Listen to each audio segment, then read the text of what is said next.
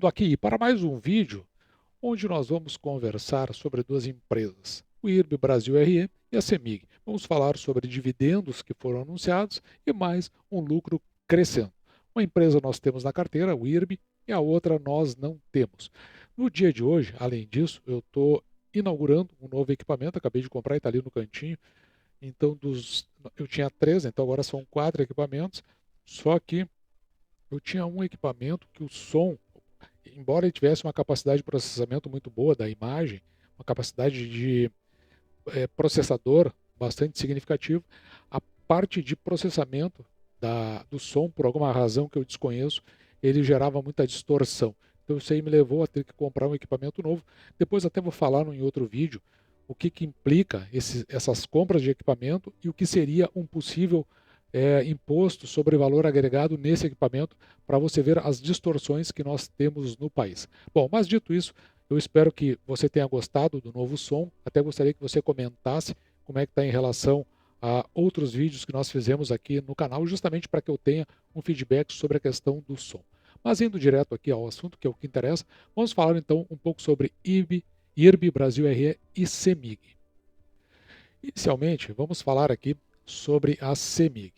Veja que a CEMIG ela publicou um aviso aos acionistas e que foi publicado no dia 20 de setembro de 2023. Hoje é dia 22 de setembro de 2023, sexta-feira. Então ele foi publicado na quarta-feira.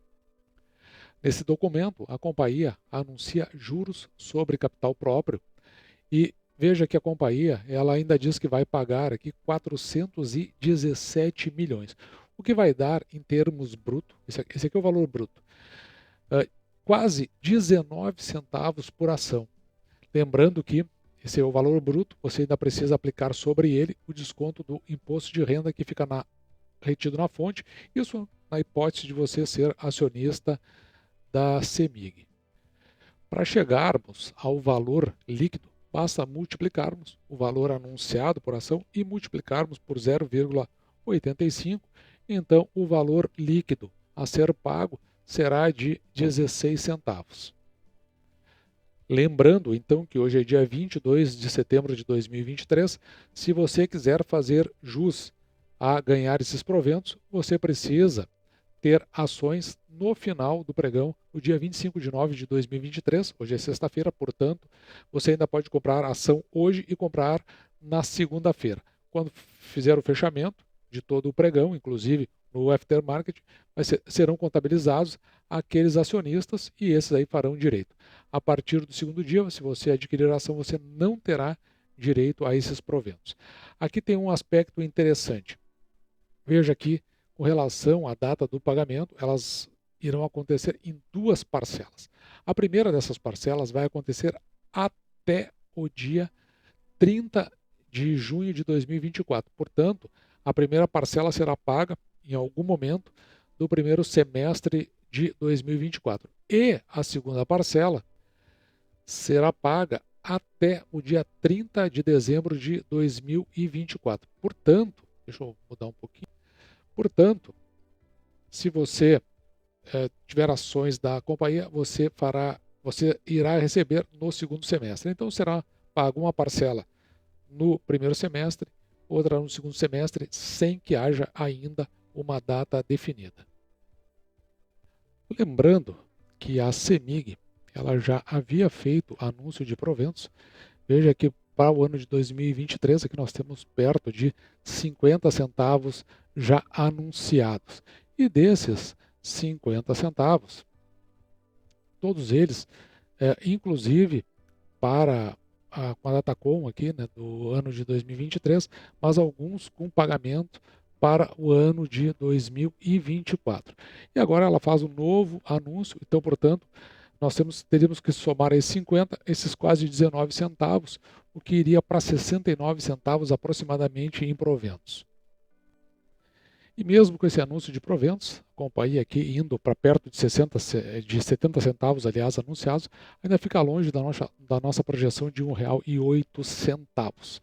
Mas ainda temos aí 13 meses pela frente para que a companhia faça novos anúncios, indo na direção do valor que nós estamos a projetar. Até agora, então, 70 centavos, faltando aí mais 38 centavos para que a gente consiga chegar nessa projeção. É factível?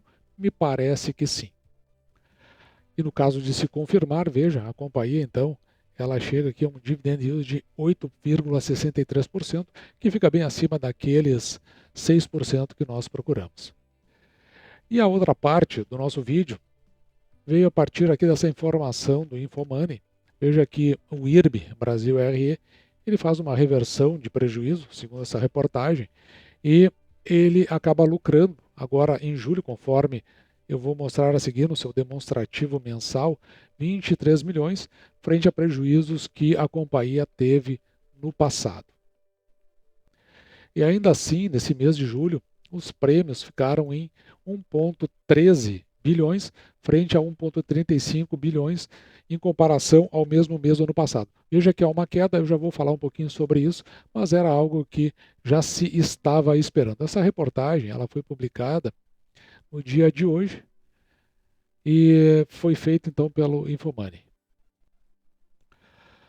Ainda, analisando aqui para o conteúdo, o que me chamou a atenção e que eu acho interessante de conversarmos é que o índice de sinistralidade do IRB no mês, tem que ser no mês de julho, ele é de 18,7%, que ele é muito baixo, frente a 91,4% que aconteceu um ano antes. E, conforme eu disse, né, essa redução aqui dos prêmios, ela também é esperada pelas razões que eu já vou apresentar logo em seguida. E essas informações todas vieram de um comunicado ao mercado feito pelo IRB no dia 21 de setembro, portanto, no dia de ontem, lembrando que hoje é dia 22 de setembro de 2022. Vamos dar uma olhada aqui, primeiramente, no que o IRB acabou informando, que é a disponibilização do seu relatório periódico mensal, que destaca que no mês de julho de 2023, isso aqui é a parte mais importante desse comunicado, pelo menos, não do que nós vamos olhar logo a seguir no conjunto do relatório, mas houve uma operação de LPT. LPT na verdade, essa transferência de portfólio perdido. São coisas que aconteceram lá no passado, em razão exatamente daquele envolvimento em fraude que levou o IRB a perder muito valor de mercado, inclusive ter sucessivos prejuízos. Bom, mas o fato é que essa operação ela acabou acionando o IRB, isso agravou, né, a sua linha de prêmios retrocedidos em 189 milhões. Os prêmios retrocedidos são aqueles que são colocados para que se opere com outras empresas de resseguro, como é o caso do IRB. Por outro lado, né, aliviou a linha de sinistro retidos em 175 milhões. No caso específico, se esses efeitos fossem excluídos, o índice de sinistralidade seria de 58,6. Então, veja, que foi justamente por essa difusão que ficou naqueles 18% que nós mencionamos agora há pouco na reportagem. Eu já vou voltar nele. E isso aí implica, ou implicaria, se somássemos o comissionamento mais as despesas administrativas, em um índice combinado de 95,3%. A planilha que expõe esses dados, ela está neste endereço. Eu vou dar um salto nela para nós vermos do que trata. Eu ainda estou me adaptando um pouco com a resolução desse novo equipamento, porque ela realmente é muito grande. Então até estou com alguma dificuldade aqui justamente de acertar as informações. Mas, indo aqui para o que interessa dessa planilha, os prêmios emitidos, veja que tem uma redução aqui. Nós temos os 7 primeiros meses de 2022, tem uma redução de 5 bilhões em prêmios emitidos, em comparação aos 7 primeiros meses de 2023, que foi de 4,1 bilhões. Então, quando nós olhamos para isso, nós temos uma redução aí perto dos 900 milhões em valor. E veja que a razão aqui ela é relativamente explicável. Porque, em primeiro lugar, com relação ao exterior, a companhia está reduzindo a sua exposição no exterior. Então ela sai aqui de 1,5 bilhões em prêmios emitidos e cai quase 480 nos 7 primeiros meses de 2022, ficando em 1,1. Então ela sai de 1,5, 8 para 1,1. E também os prêmios emitidos no Brasil, porque ela busca uma melhor seletividade na sua carteira, ela desce aqui de 3,4 bi para 3 bi, então perdendo mais 400, por isso é que teve essa redução que nós vimos, e isso está dentro de um patamar que a companhia considera o que é de intenção, tendo em vista toda a reestruturação que está sendo feita desde aquela fraude que foi apresentada nos anos de 2021 e que se estendeu durante todo o ano. E veja que todas aquelas operações equivocadas, mais uma série de outras questões, fizeram com que nos primeiros 7 meses de 2022 a companhia tivesse um prejuízo aqui de 351 milhões. E atualmente, se nós considerarmos os 7 primeiros meses de 2023, o lucro fica aqui em 51 milhões, sendo que só em julho, talvez o resultado mais significativo dos últimos meses, de 22 milhões positivo. O índice de retenção da companhia em 60,7%. Deixa eu tentar dar uma explicação aqui para que você entenda quando se fala no índice de retenção. Vamos dar uma subida aqui. O que acontece é o seguinte, veja que o total dos prêmios emitidos é de 4,1 bilhões. No entanto, os prêmios retrocedidos que estão aqui embaixo, marcados nessa última coluna, ele é de 1,6. É aquilo que a companhia toma e depois transfere para outras companhias de resseguro. Isso é o processo de diluição dos riscos.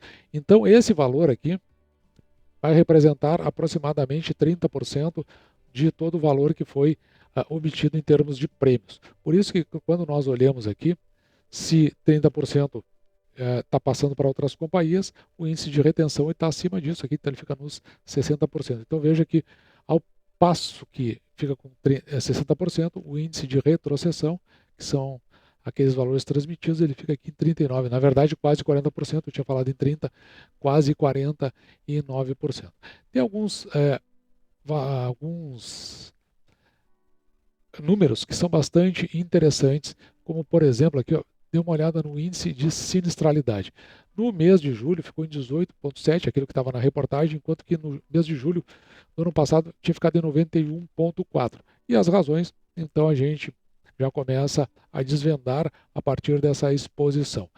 Um outro aspecto aqui que eu acho que é interessante é quando se utiliza o índice combinado. Então, se vai levar em consideração o comissionamento, as despesas administrativas.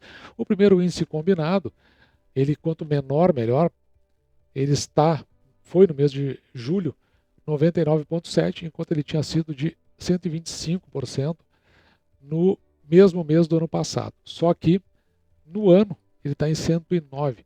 E o objetivo é que ele desça abaixo de 100. Quanto mais para baixo, melhor. Então, se nós considerarmos o índice combinado ampliado, então ele sofre aqui os ajustes impostos pela companhia, ele fica abaixo do 100, que é, desculpa que eu marquei errado, abaixo do 100, que é o desejado, e no mês de julho, 76,1, indo a companhia para esses patamares que ela julga mais ajustado, que inclusive é indo mais na direção ali dos 50%. Ou seja, a companhia está se reconfigurando, está se reestruturando. Não sei como isso impacta a companhia em termos de bolsa de valores, mas o fato é que no dia de hoje, agora são 14 horas e 52 minutos, a ação da companhia está cotada a R$ 41,09, ela cai um pouco mais de 1% no dia, e indo aí para valores que talvez, para a nossa análise, a ação comece a se oferecer. Se chegar dentro do patamar que nós entendemos, ali dos 35 para baixo, talvez a gente faça novas aquisições. Então aí, duas companhias, uma faz parte da nossa carteira, o IRB Brasil RE, ela parece que está indo numa direção de se oferecer, a bolsa não se sustentou depois do decréscimo dos juros, mas é que tem outras informações que eu vou trazer mais adiante para vocês, por várias razões, não basta apenas os juros descer, é necessário toda uma composição de mercado para que o investidor entenda que esse é um mercado que tende a prosperar e, ao que tudo indica, não é dessa forma que o investidor, principalmente o internacional, está assistindo. Por outro lado, nós temos a CEMIG indo na direção das nossas projeções em termos de proventos a serem pagos. Vamos ver se até o final do ano se confirma e ela vem a pagar aí um pouco mais de 30 centavos a mais em cima do que já foi anunciado, cumprindo aí com a nossa projeção. Dito isso, vou ficando por aqui, me despeço de você e deixo, como sempre, o meu grande abraço.